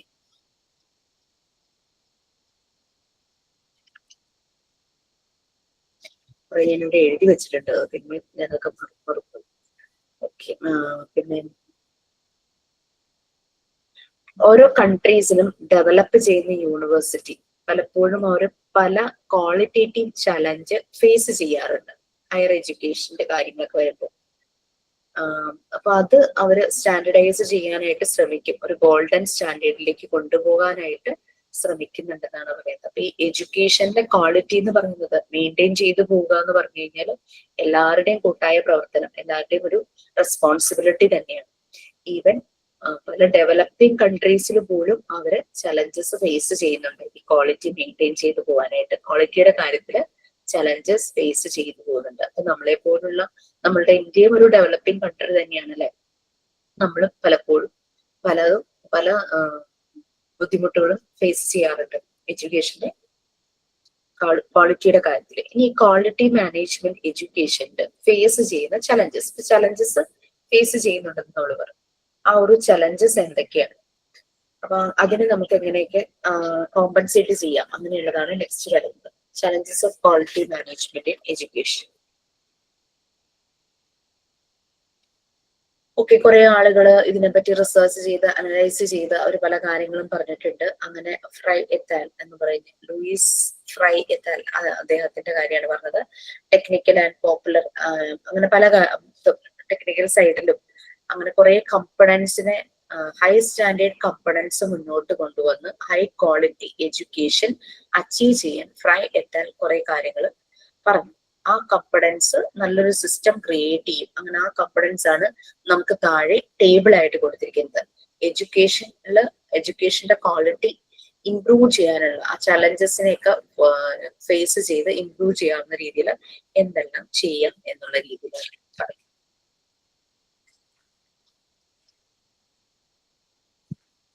ഇൻപുട്സ് ഔട്ട്പുട്സ് എന്നൊക്കെ പറഞ്ഞിട്ട് നമുക്ക് കൊടുത്തിട്ടുണ്ട്. പ്രോസസ്, ക്വാളിഫിക്കേഷൻ ഓഫ് സ്റ്റാഫ്, നമുക്ക് ആ ഒരു സിസ്റ്റത്തിലേക്ക് വരുന്ന സ്റ്റാഫിന്റെ ക്വാളിഫിക്കേഷൻ, നല്ല രീതിയിൽ കരിക്കുലം, അവർ നല്ല ക്വാളിഫിക്കേഷൻ സ്റ്റാഫ് ആണെങ്കിൽ അവർ കരിക്കുലം നല്ല രീതിയിൽ ഡിസൈൻ ചെയ്യും. അതിന്റെ ഔട്ട്പുട്ടായിട്ട് നമുക്ക് കിട്ടുന്ന എന്താണ്, നല്ല ക്വാളിഫൈഡ് ആയിട്ടുള്ള സ്റ്റുഡൻസ് കിട്ടുന്നത്. പിന്നെ എഡ്യൂക്കേഷൻ എക്സ്പീരിയൻസ് ഓഫ് സ്റ്റുഡൻസ് ഈ ഒരു ലേണിംഗ് പ്രോസസ്സിലൂടെ കടന്നു പോകുമ്പോൾ, ലേണിംഗ് സെറ്റിംഗ്സിൽ അവർ കടന്നു പോകുമ്പോൾ അവർ കുറെ കാര്യങ്ങൾ എക്സ്പീരിയൻസ് ചെയ്യുന്നു. അത് അവരുടെ ആ ഒരു പ്രോസസ് എന്ന് പറഞ്ഞു കഴിഞ്ഞാൽ അവരുടെ ലേണിംഗ് സപ്പോർട്ടാണ്. അവർ പഠിക്കുന്നതിന്റെ ഒപ്പമാണ് ഇത് എക്സ്പീരിയൻസ് ചെയ്യുന്നത്. അതിന്റെ ഔട്ട്പുട്ട് എന്ന് പറയുന്നത് അവർക്ക് പല രീതിയിലുള്ള അച്ചീവ്മെന്റ്സ് കിട്ടുന്നു, അതിന് റിവാർഡ് അല്ലെങ്കിൽ അവാർഡൊക്കെ കിട്ടുന്നു. പിന്നെ റേഞ്ച് ഓഫ് ലേണിംഗ് റിസോഴ്സസ്, അങ്ങനെ പഠിക്കാൻ ആ ലേണിങ്ങിന് ഹെൽപ്പ് ചെയ്യുന്ന രീതിയിലുള്ള അവൈലബിൾ റിസോഴ്സസ് ഇൻപുട്ട് ആയിട്ട് കൊടുക്കും. അപ്പൊ സ്റ്റുഡൻസിനെ അസസ് ചെയ്യാൻ, ഇപ്പൊ നമ്മൾ എക്സാം കണ്ടക്ട് ചെയ്യുന്നു അല്ലെങ്കിൽ വൈവ കണ്ടക്ട് ചെയ്യുന്നു, ഇതെല്ലാം സ്റ്റുഡൻസിനെ അസസ് ചെയ്യാനുള്ള ഒരു വാല്യൂ, അവരുടെ ആ ഒരു വാലറൈസേഷൻ അല്ലെ. നമുക്ക് വാലറൈസേഷൻ സെറമണി എന്നൊക്കെ കോൺവൊക്കേഷൻ സെറമണി ഒക്കെ വയ്ക്കാറില്ല. അപ്പൊ ആ സ്റ്റുഡൻസിന്റെ അസസ്മെന്റ് നടക്കും, അവരുടെ വർക്ക് മനസ്സിലാകുന്നു, അവര് ഗ്രാജുവേറ്റ് ചെയ്യുന്നു, അവർക്ക് സ്കില്ല് ഡെവലപ്പ് ആകുന്നു, നോളജ് ഡെവലപ്പ് ആകുന്നു. ഇതാണ് ഔട്ട്പുട്ട് ആയിട്ട് വരുന്നത്. അപ്പൊ വരുന്ന ചലഞ്ചസിനെ നമുക്ക് ഓവർകം ചെയ്ത് നമുക്ക് ആ റിസൾട്ട് ഓറിയന്റഡ് ആയിട്ട് കുട്ടികളെയും അതുപോലെ തന്നെ കുട്ടികളിലൂടെ ആ ഒരു ഇൻസ്റ്റിറ്റ്യൂട്ടിന്റെ ക്വാളിറ്റിയും ഡെവലപ്പ് ചെയ്യാനായിട്ട്. പിന്നെ the lower pupil teacher ratios, അതായത് ആ റേഷ്യോ കുറവാണെങ്കിൽ, പലപ്പോഴും 40 കുട്ടികൾക്ക് ഒരു ടീച്ചർ എന്നൊക്കെ പറഞ്ഞു കഴിയുമ്പോൾ ഭയങ്കര ടഫായിരിക്കും ആ ടീച്ചർക്ക് 40 കുട്ടികളുടെ കാര്യങ്ങളും ശ്രദ്ധിക്കാൻ. അപ്പൊ ആ റേഷ്യോ കുറവാണെങ്കിൽ, കുറവ് കുട്ടികൾക്ക്, ഒരു 20 കുട്ടികൾക്ക് ഒരു ടീച്ചർ എന്ന് പറഞ്ഞു കഴിഞ്ഞാൽ കുറച്ചുകൂടെ ഫ്ലെക്സിബിൾ ആയി. അങ്ങനെ വരുമ്പോൾ അത് പിന്നെ ഇംപ്രൂവ്ഡ് ക്വാളിഫിക്കേഷൻ ഓഫ് ടീച്ചിങ് സ്റ്റാഫിന്റെ ക്വാളിഫിക്കേഷൻ അത് ഇംപ്രൂവ് ചെയ്യുന്ന രീതിയിൽ, പിന്നെ നല്ല പോസിറ്റീവ് ഇൻഡിക്കേറ്റേഴ്സ്, നല്ല രീതിയിലുള്ള പേ ആണെങ്കിലും അല്ലാത്തുള്ള കാര്യങ്ങളാണെങ്കിലും നല്ല രീതിയിൽ ഇംപ്രൂവ്ഡ് ആയിട്ട് പോസിറ്റീവായിട്ട് വരുന്ന പല ഫാക്ടേഴ്സ്, അതെല്ലാം ഈ ഒരു ക്വാളിറ്റി, എഡ്യൂക്കേഷന്റെ ക്വാളിറ്റിയെ കണക്ട് ചെയ്യുന്ന കാര്യങ്ങളാണ്. പലപ്പോഴും റിസർച്ച് ഒക്കെ നടത്തുമ്പോൾ ഈ ക്വാളിറ്റിയുടെ ലെവലില് പല ഡിസ്സാറ്റിസ്ഫാക്ഷൻ ആയിട്ടുള്ള കാര്യങ്ങളാണ് നമുക്ക് കേൾക്കാറ്.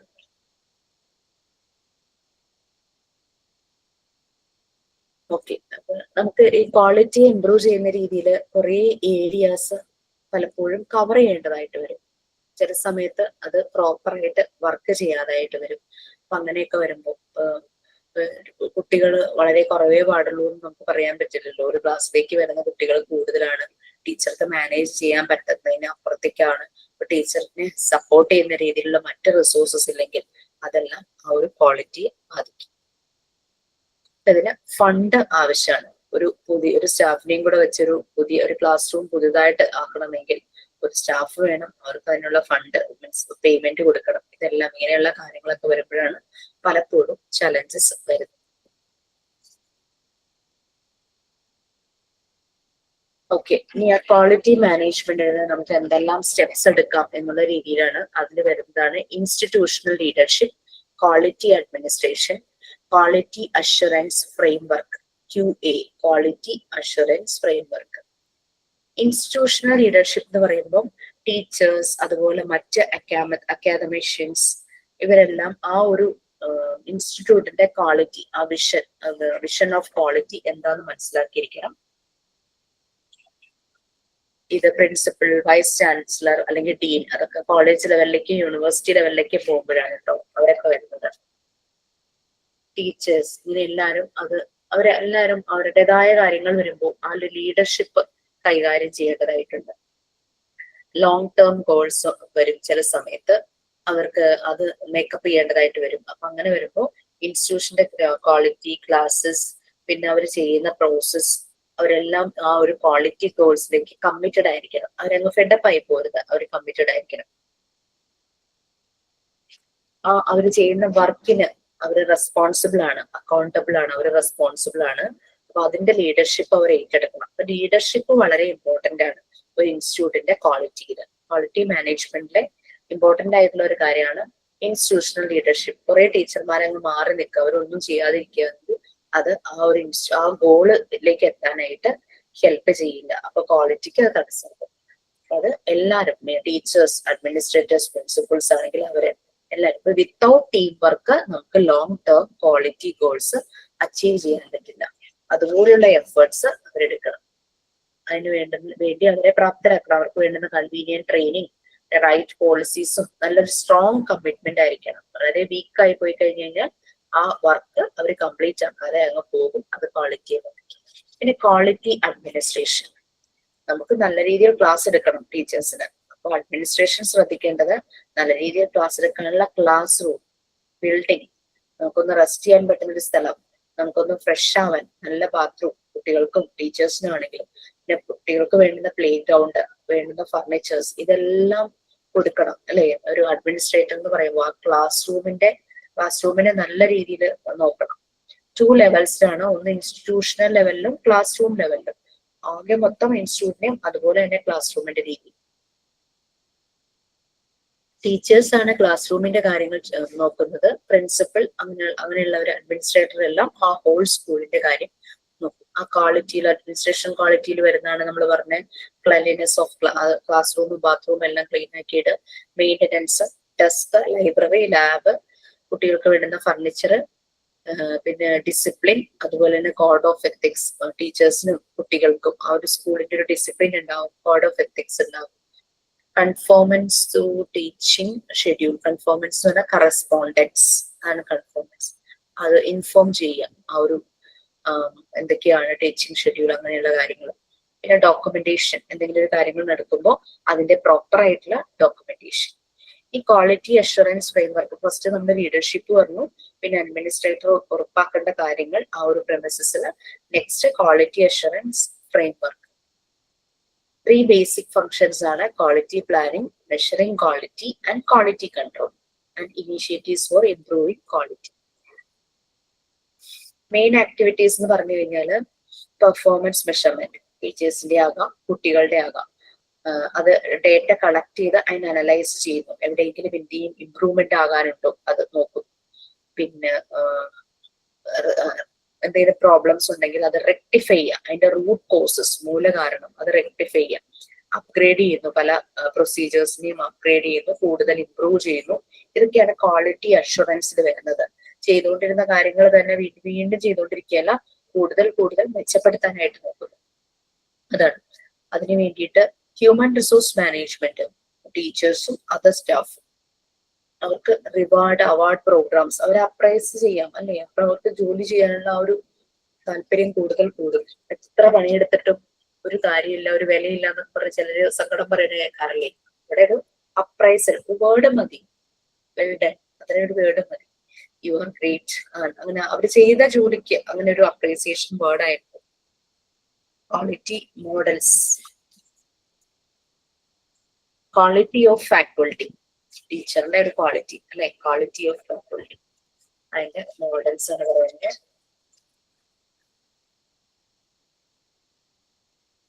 ടീച്ചറുടെ ക്വാളിറ്റി നമുക്കറിയാം, നമ്മൾ ആ ഒരു സബ്ജക്റ്റില് നമ്മൾ വളരെ പ്രൊഫിഷ്യന്റ് ആയിരിക്കണം, എഫിഷ്യന്റ് അല്ലെ.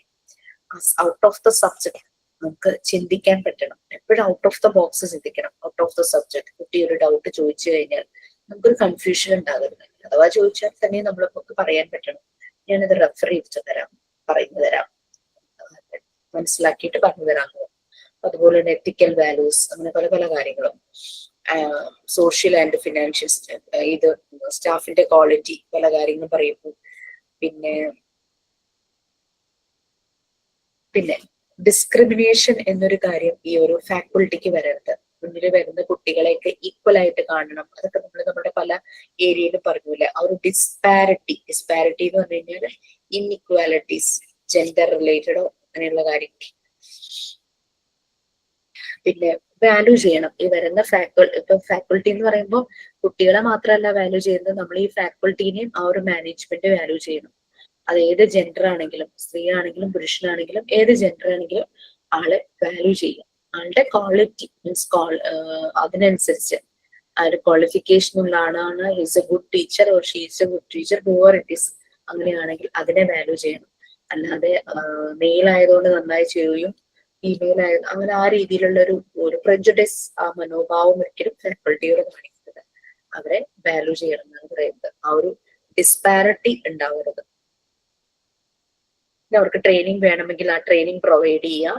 അവരുടെ റോള് നല്ല രീതിയിൽ തന്നെ മുന്നോട്ട് പോകാനായിട്ടുള്ള എല്ലാ സപ്പോർട്ടും കൊടുക്കുക. അവർക്ക് സാലറി ആണെങ്കിലും ഇൻസെന്റീവ്സ് ആണെങ്കിലും അവർക്ക് വേണ്ടുന്ന റിസോഴ്സസ് ആണെങ്കിലും എൻകറേജ് ചെയ്യുക. അങ്ങനെ പല പല കാര്യങ്ങളാണ് ഈ ഒരു ക്വാളിറ്റി ഓഫ് ഫാക്കൾട്ടിയിൽ വരുന്നത്. 4 dimensions ഉണ്ട് for an effective quality teacher. ഒന്ന് അക്കാദമിക് കോമ്പീറ്റൻസ്, അവർക്ക് ആ ഒരു സബ്ജക്റ്റിനുള്ള അവരുടെ നോളജും അത് അവർക്ക് നല്ല രീതിയിൽ പ്രസന്റ് ചെയ്യാനുള്ള അവരുടെ ഒരു കഴിവ്. ടീച്ചിങ് സ്കിൽസ്, ആ റിലവൻറ്റ് സബ്ജക്ട്സ്, അവരുടെ ഒരു ടീച്ചിങ് മെത്തേഡ്, പെഡഗോഗി എന്ന് പറഞ്ഞു കഴിഞ്ഞാൽ ടീച്ചിങ് മെത്തേഡ്. ഒരേ സബ്ജക്ട് തന്നെ പല രീതിയിൽ എടുക്കുന്ന ടീച്ചേഴ്സ് ഉണ്ടാവും. ചിലരുടെ ടീച്ചിങ് മെത്തേഡ് വളരെ സിമ്പിൾ ആയിരിക്കും, കുട്ടികളിലേക്ക് പെട്ടെന്ന് എത്തും അല്ലെ. അപ്പൊ അങ്ങനെ അവരുടെ ആ ഒരു സ്കില്ല്, സ്റ്റുഡൻസിന്റെ സൈക്കോളജി മനസ്സിലാക്കാനുള്ള കഴിവ് നമ്മൾ ഓൾറെഡി എഡ്യൂക്കേഷണൽ സൈക്കോളജിയിലൊക്കെ പറഞ്ഞു പോയിട്ടുണ്ടായിരുന്നു. പിന്നെ കമ്മിറ്റ്മെന്റ്, ആ ഒരു കമ്മിറ്റ്മെന്റ്, ഞാനൊരു ടീച്ചറാണ്, ഞാനൊരു ഹ്യൂമൻ റിസോഴ്സിനെ ഡെവലപ്പ് ചെയ്യുന്ന ആളാണ്, മുന്നിൽ വരുന്നത് ഹ്യൂമൻ റിസോഴ്സാണ്, അവരെ നല്ല രീതിയിൽ ഡെവലപ്പ് ചെയ്യണം, ആ ഒരു കമ്മിറ്റ്മെന്റ്. അതുപോലെ തന്നെ അവരുടെ മോട്ടിവേഷണൽ സ്കിൽസ് നമുക്ക് നോക്കിക്കഴിഞ്ഞു കഴിഞ്ഞാല് ഒരു പിക്ചർ പോലെ കാണാം. 4 capabilities ഓഫ് ടീച്ചർ, ഇപ്പൊ നമ്മൾ പറഞ്ഞ കാര്യങ്ങൾ, അക്കാദമിക് കോമ്പറ്റൻസ്, അവരുടെ teaching skills, relevant field, commitment and motivation, student psychology. അത് ഇനീഷ്യലി ഇങ്ങനെയാണെങ്കിൽ അതിങ്ങനെ എക്സ്പാൻഡ് ചെയ്ത് ഈ സർക്കിളിലേക്ക് ടച്ച് ചെയ്യുന്ന രീതിയിൽ എക്സ്പാൻഡ് ചെയ്യണം. ഡോട്ടഡ് ലൈൻസ് ഇങ്ങനെ കാണിക്കുന്നുണ്ടല്ലേ, അതിങ്ങനെ വലുതായി വരുന്നത്. അപ്പൊ അങ്ങനെ എക്സ്പാൻഡ് ചെയ്ത് പോകണം. അതാണ് പറയുന്നത്. കുട്ടികളെ മനസ്സിലാക്കണം, അക്കാദമിക് കോമ്പറ്റൻസ് കൂടണം, ടീച്ചിങ് സ്കിൽസും കൂടണം, പിന്നെ കമ്മിറ്റ്മെന്റ് ഉണ്ടായിരിക്കണം, ആ ഒരു മോട്ടിവേഷൻ, ഒരു ഇൻസ്പയറിംഗ് പേഴ്സണാലിറ്റി ആയിരിക്കണം ആ ഒരു ടീച്ചർ പറയുന്നത്. അങ്ങനെ ആ ഒരു 4 ഡയമെൻഷൻ ആ ഒരു പിക്ചറിൽ കാണിച്ചിരിക്കുന്നു. അവരുടെ അതിന് ടീച്ചറെ ഹെൽപ്പ് ചെയ്യുന്നത്, അങ്ങനെ അവർ എക്സ്പാൻഡ് ചെയ്ത് വരണമെങ്കിൽ ആ ഒരു ഇൻസ്റ്റിറ്റ്യൂട്ടില് ആ ടീച്ചറെ പ്രൊമോട്ട് ചെയ്യുന്ന രീതിയിലുള്ള കാര്യങ്ങൾ ഉണ്ടായിരിക്കണം. അവർക്ക് പ്രോപ്പർ ആയിട്ട് ട്രെയിനിങ് കൊടുക്കണം. അങ്ങനെയുള്ള കാര്യങ്ങളെല്ലാം വരണം അല്ലെ. ഈ അക്കാദമിക് കോമ്പീറ്റൻസ് അത് ബ്ലൂംസ് ടാക്സോണമിയുമായിട്ട് ബേസ്ഡ് ആണ്. അതൊരു ബ്ലൂംസ് ടാക്സോണമി എന്താന്ന് ഞാൻ പറയാം.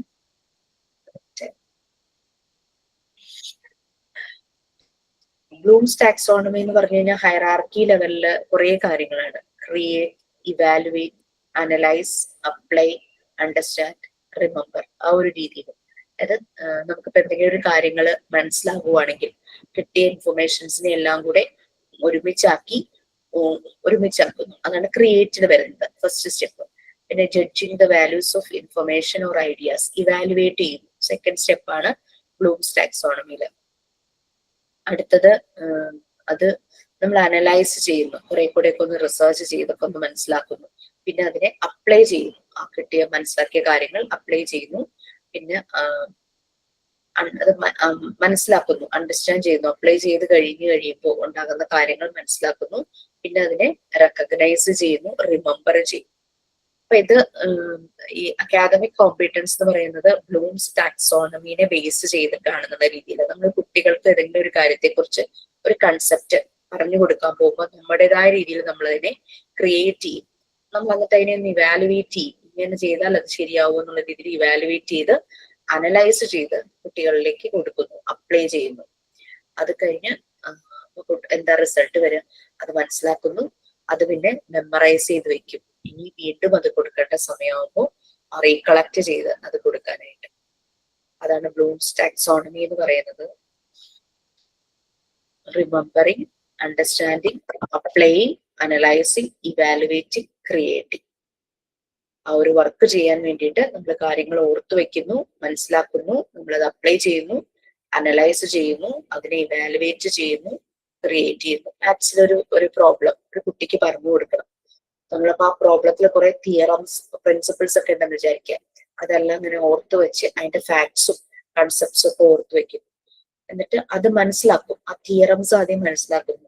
2 പാരലൽ ലൈൻസിനെ ഒരു ട്രാൻസ്വേഴ്സ് ലൈൻ കട്ട് ചെയ്യുമ്പോൾ കുറെ ആംഗിൾ ഒക്കെ ഉണ്ടാവുന്നതൊക്കെ നമ്മൾ പഠിച്ചിട്ട് ഇത് തന്നെയാണ് ആണെങ്കിലും. അല്ലെങ്കിൽ വേണ്ട, സിമ്പിൾ ആയിട്ട് പറയാം, ട്രയാങ്കിളിന്റെ ഒരു പ്രോപ്പർട്ടി കുട്ടികൾക്ക് പറഞ്ഞു കൊടുക്കണം. Angle sum property. ഇപ്പൊ ട്രയാങ്കിൾ എന്താന്നുള്ളത് അവർക്ക് മനസ്സിലാക്കി കൊടുക്കുന്നു. 3 സൈഡ്സ് ഉണ്ട്, 3 ആംഗിൾസ് ഉണ്ട്. ഈ 3 ആംഗിൾസ് ഏത് ട്രയാങ്കിൾ എടുത്താലും 3 ആംഗിൾസ് ആഡ് ചെയ്യുമ്പോൾ 180 ഡിഗ്രി കിട്ടുന്നു. അപ്പൊ ആ ഒരു അണ്ടർസ്റ്റാൻഡിങ് ഒക്കെ കിട്ടും. അത് കഴിഞ്ഞിട്ട് അവർക്ക് ഒരു ട്രയാങ്കിൾ കൊടുക്കുന്നു, അതിൽ ഏതെങ്കിലും 2 വാല്യൂസ് കൊടുക്കുന്നു ആംഗിളിന്റെ. അപ്പൊ കുട്ടികൾ മനസ്സിലാക്കിയിട്ടുണ്ട്, ഏതാണ് ആംഗിൾ സം പ്രോപ്പർട്ടി മനസ്സിലാക്കിയിട്ടുണ്ട്. അത് റീകോൾ ചെയ്തിട്ട് അവരത് അപ്ലൈ ചെയ്യും. അപ്പൊ ആ രീതിയിൽ ഒരു ടീച്ചർക്ക് ഒരു കുട്ടിയിലേക്ക് കാര്യങ്ങൾ പറഞ്ഞ് മനസ്സിലാക്കി കൊടുക്കാൻ പറ്റുന്നതാണ് അക്കാദമിക് കോമ്പീറ്റൻസ് എന്ന് പറയുന്നത്. അതൊരു ബ്ലൂംസ് ടാക്സോണമി വെച്ചിട്ടാണ് അത് വർക്ക് ചെയ്യുന്നത്. അതൊരു ഹൈറാർക്കിക്കൽ ലെവലാണ്. റിമെമ്പറിംഗ് ആണ് ഏറ്റവും താഴത്തെ ലെവൽ. പിന്നെ അണ്ടർസ്റ്റാൻഡിങ്, പിന്നെ ആപ്ലിക്കേഷൻ, അപ്ലൈ ചെയ്യുന്ന ലെവല്. അതിന്റെ മുകളിൽ അനലൈസ് ചെയ്യുന്നു, പിന്നെ അതിനെ ഇവാലുവേറ്റ് ചെയ്യുന്നു, പിന്നെ അതിനെ ക്രിയേറ്റ് ചെയ്യുന്നു. അതാണ് ബ്ലൂംസ് ടാക്സോണമി എന്ന് പറയുന്നത്. നോളജ്, അണ്ടർസ്റ്റാൻഡിങ്, സ്കിൽസ്, അനാലിസിസ്, അതൊക്കെയാണ് പറയുന്നത്. പിന്നെ ടീച്ചേഴ്സ് ഏത് സബ്ജക്റ്റിലാണോ ഭയങ്കര കോമ്പീറ്റൻസ് ആയിട്ടുള്ളത് അതിലേക്ക് അവർ റെസ്ട്രിക്റ്റഡ് ആകും. അത്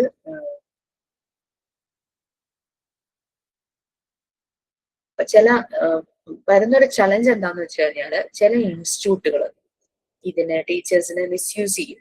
അവർ കോമ്പീറ്റന്റ് അല്ലാത്ത സബ്ജക്ട് അവർക്ക് ചിലപ്പോൾ ക്ലാസ് എടുക്കേണ്ടതായിട്ട് വരും. അതിന്റെയൊക്കെ ഒരു റിസൾട്ട് എന്ന് പറഞ്ഞു കഴിഞ്ഞാൽ ആ സബ്ജക്റ്റിൽ അത്ര അറിവ് അവർക്ക് ഉണ്ടാവില്ല. ആസ് എ റിസൾട്ട് ആ ടീച്ചർ പലപ്പോഴും ആ ക്വാളിറ്റി പറ്റാതെ വരും. ചില സ്കൂളുകളിൽ ചെറിയ ക്ലാസ്സുകളിലൊക്കെ ചെല്ലുമ്പോഴേക്കും ഒരു ടീച്ചർ തന്നെയായിരിക്കും എല്ലാ ക്ലാസ്സിലും ഓടി നടക്കുന്നത്. അങ്ങനെ ഒരു പ്രശ്നം.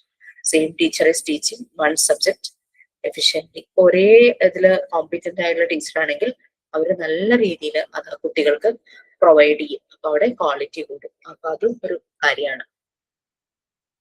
പിന്നെ എക്സാമിനേഷൻ, നമ്മൾ എക്സാമിനേഷൻസ് കണ്ടക്ട് ചെയ്യൂലേ കുട്ടികൾക്ക്, അതൊരു അസസ്മെന്റ് ടൂളാണ് എക്സാമിനേഷൻ എന്ന് പറയുന്നത്. അപ്പൊ അങ്ങനെ ഒരു കാര്യം ഉണ്ടെങ്കിലാണ് ഒരു ക്രൈറ്റീരിയ ആണ്, ഒരു മാനദണ്ഡമാണ്, കുട്ടികളുടെ പെർഫോമൻസ് വിലയിരുത്തുന്ന ഒരു മാനദണ്ഡം. എക്സാമിനേഷന്റെ കാര്യങ്ങളാണ്. എന്തോ ലീവ് ചെയ്യാം. ആദ്യം തന്നെ സോറി പറയട്ടെ. ഈ ചാപ്റ്റർ നമുക്ക് ഇമ്പോർട്ടന്റ് ആണോ?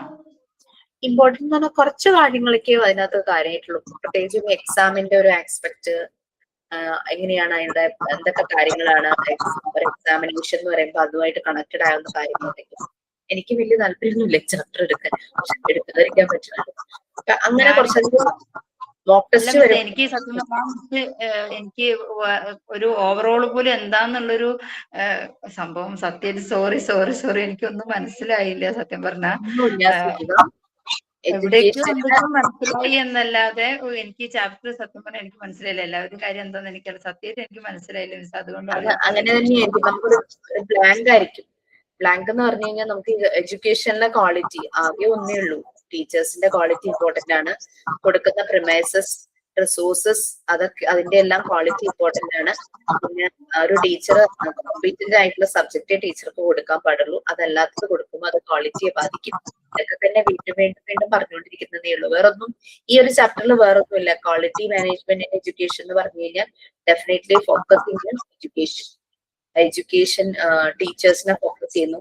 അപ്പൊ ടീച്ചേഴ്സിന് ക്വാളിറ്റി കൂടാനായിട്ട് ആ ഒരു മാനേജ്മെന്റ് അഡ്മിനിസ്ട്രേഷൻ എന്തൊക്കെ പ്രൊവൈഡ് ചെയ്യണം, മാനേജ്മെന്റ് നല്ല രീതിയിലുള്ള ട്രെയിനിങ് പ്രൊവൈഡ് ചെയ്യണം, അഡ്മിനിസ്ട്രേഷൻ വേണ്ടുന്ന റിസോഴ്സസ് പ്രൊവൈഡ് ചെയ്യണം. അത് ടീച്ചറിന് റെസ്റ്റ് എടുക്കാനുള്ള ഒരു ടൈം ആണെങ്കിൽ അങ്ങനെ, പിന്നെ ബാക്കി റിസോഴ്സസ് ഈവൻ ചോക്ക് പോലും അല്ലെങ്കിൽ മാർക്കർ പെൻ ആണെങ്കിൽ അത് ക്ലാസ് റൂമിൽ അവൈലബിലിറ്റി, പിന്നെ കുട്ടികളുടെ നമ്പർ, ഇതൊക്കെയാണ്. മോണ്ടിസോറി മെത്തേഡിൽ ശരിക്കും കുട്ടികളുടെ നമ്പറിനനുസരിച്ചാണ് ടീച്ചേഴ്സിനെ പ്രൊവൈഡ് ചെയ്യുന്നത്.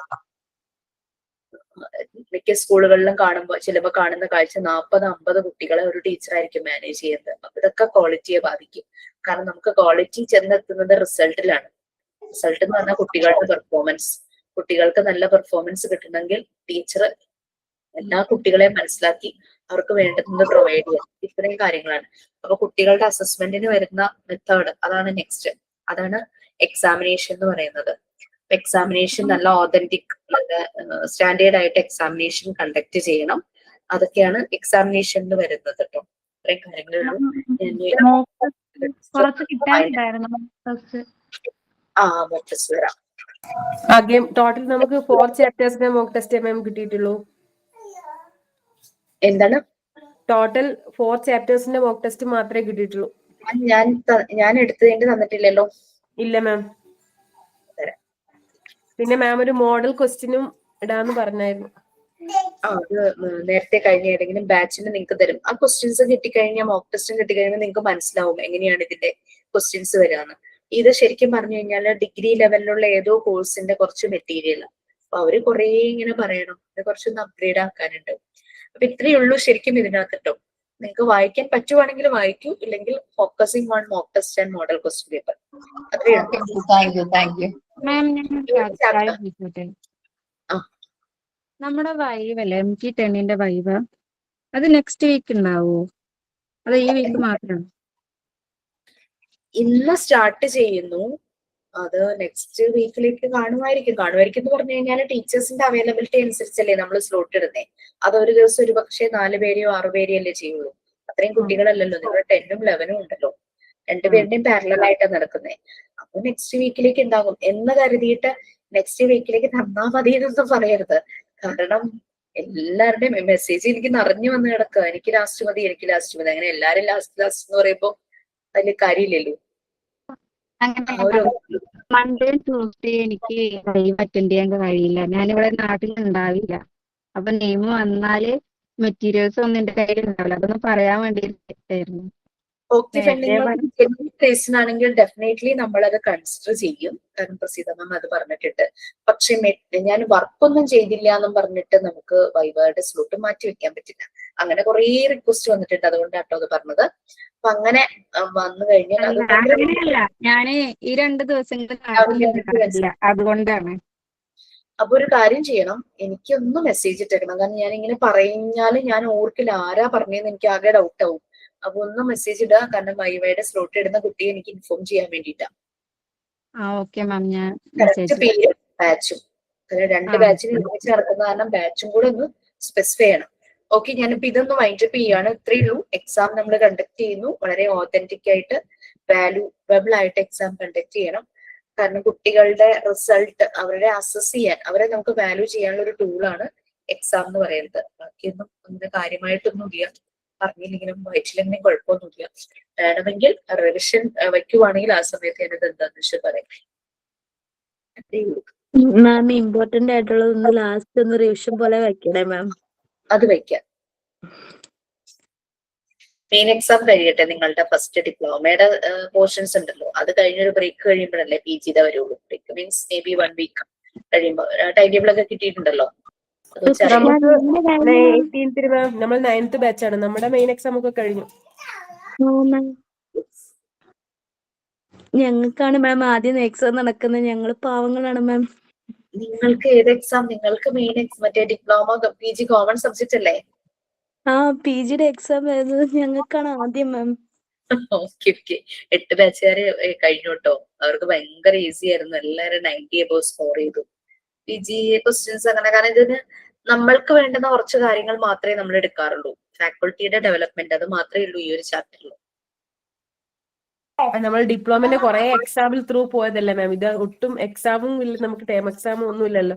അതുകൊണ്ടൊരു ടെൻഷൻ. പിന്നെ മോക്ക് ടെസ്റ്റ് അധികം കിട്ടിയിട്ടില്ല, അതാണ്. മോക്ക് ടെസ്റ്റ് തരാം, അത് റെഡിയാണ്. കാരണം ബാച്ചുകൾക്കെല്ലാം കൊടുത്തത് തന്നെയാണല്ലോ. ഏതോ 2-3 ബാച്ച് കഴിഞ്ഞപ്പോ ഞാൻ വീണ്ടും അത് അപ്ഗ്രേഡ് ചെയ്ത് വേറെ കൊടുത്തു. അതായിരിക്കും നിങ്ങൾക്ക് വരുന്നത്. മോക്ക് ടെസ്റ്റ് തന്നേക്കാം. ഞാനിത് അങ്ങ് എൻഡ് ചെയ്യുവാണ് കേട്ടോ. കാരണം ഇന്നത്തെ ഇനി പറയാനായിട്ട് കാര്യമൊന്നുമില്ല. പറഞ്ഞത് തന്നെയാണ് ഇങ്ങനെ പറഞ്ഞുകൊണ്ടിരിക്കുന്നത്. വേരിയസ് പോളിസീസ് വേണം, ക്വാളിറ്റി ഓഫ് എഡ്യൂക്കേഷൻ ഇംപ്രൂവ് ചെയ്യാനായിട്ട് വേരിയസ് പോളിസീസ് വേണം. ഇൻ എഫക്ട് എല്ലാം ചെന്ന് ഫോക്കസ് ചെയ്യുന്നത് ടീച്ചറിലാണ്. ടീച്ചറുടെ ക്വാളിറ്റി അത് വളരെ ഇമ്പോർട്ടന്റ് ആണ്. അങ്ങനെ ഇങ്ങനെയുള്ള കുറെ കാര്യങ്ങൾ. ഡിപ്ലോമ പോലെ ചുറ്റി വളഞ്ഞൊന്നും ചോദിച്ചില്ലായിരിക്കുമല്ലോ അല്ലേ മാം? ഡിപ്ലോമയിൽ അങ്ങനെ ചോദിച്ചില്ലല്ലോ. ചോദിച്ചോ? അയ്യോ, ആര് ചോദിച്ചു? ഏത് സബ്ജക്റ്റാ? ചൈൽഡ് ഡെവലപ്മെന്റ് ഭയങ്കര ഇൻഡയറക്ട് ക്വസ്റ്റ്യൻ ആയിരുന്നു. ഞാൻ അതിലേക്ക് കടന്നിട്ടേ ഇല്ല. ഞാൻ എന്റെ സബ്ജക്റ്റ് അല്ല. ഞാൻ ക്വസ്റ്റ്യൻ ഇട്ടിട്ടില്ല അതില്. അത് ക്വസ്റ്റ്യൻ കണ്ടപ്പം ആക്ച്വലി എനിക്കും തോന്നി. ഞാൻ ആ ടീച്ചറോട് ചോദിച്ചിരുന്നു. അപ്പൊ ഞാൻ പറഞ്ഞു അതൊക്കെ ഞാൻ ക്ലാസ്സിൽ പറഞ്ഞിട്ടുള്ള കാര്യങ്ങളാന്ന് പറഞ്ഞതുകൊണ്ടാണ് ഞാൻ പിന്നെ ടീച്ചർ ക്ലാസ്സിൽ പറഞ്ഞിട്ടുണ്ടാവും. ക്ലാസ് നമ്മൾ കണ്ടിട്ടുള്ളവർക്ക് ഓക്കെ ആയിരിക്കും. തല ശകലം പുകഞ്ഞായിരുന്നു മാം. ആണോ? Okay. Anyway all the best. നിങ്ങൾ എക്സാംസ് എല്ലാം നല്ലപോലെ ചെയ്യൂ. നമ്മൾക്കൊരു റിവിഷൻ ക്ലാസ് എന്തായാലും പി ജി എക്സാം എഴുതാൻ പോകുന്നവർക്ക് അതിന് മുമ്പും ഡിപ്ലോമയുടെ എക്സാം എഴുതാൻ പോകുന്നവർക്ക് അതിന് മുമ്പും തരാറുണ്ട്. അപ്പോ മോസ്റ്റ് പ്രോബബ്ലി നെക്സ്റ്റ് വീക്കാണ് ഡിപ്ലോമക്കാർക്ക് അത് വരുന്നത്. പി ജി 9 മാത്രമല്ലേ ഉള്ളൂ. 9 ബാച്ചുകാർക്ക് അത് വരും. അപ്പൊ നമുക്ക് കൂടുതൽ ഇതായിട്ട് ഡിസ്കസ് ചെയ്യാം. Okay ma'am, thank you. Okay, bye. ചെയ്യുവാണല്ലോ. ഇനി